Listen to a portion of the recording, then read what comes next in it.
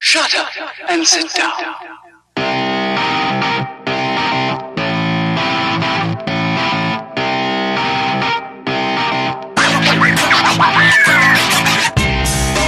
I'm AlexofAllTrades, and this is Sunday Book Circle. So since this is the first book I'm covering, I figured I should go over the format a bit.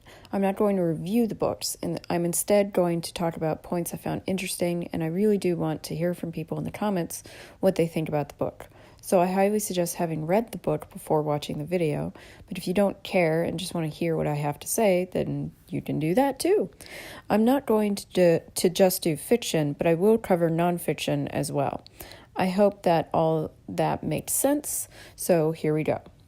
Now, Carrie is Stephen King's first novel. I was a little worried that knowing how it ends from having seen the 76 film would make it less enjoyable, but King doesn't bury the event as a surprise for readers towards the end.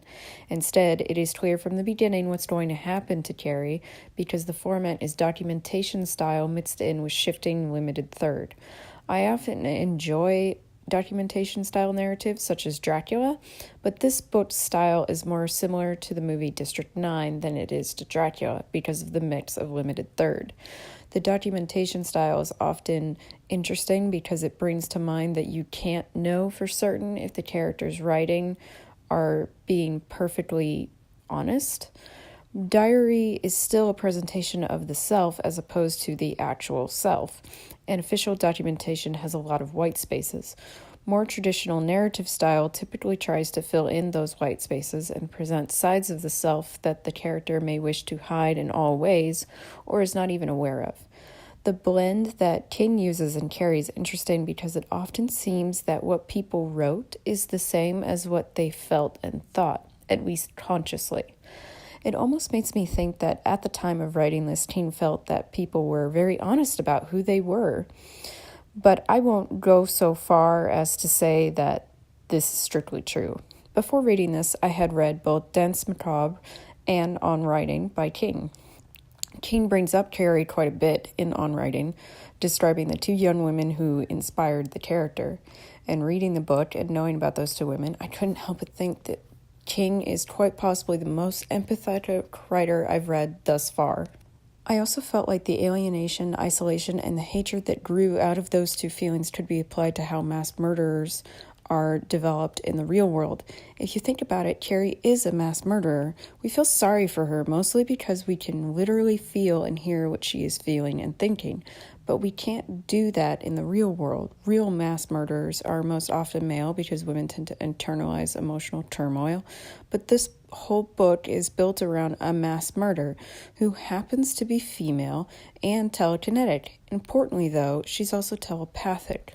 Mass murderers are typically in so much emotional pain and feel that no one can possibly understand what they are going through.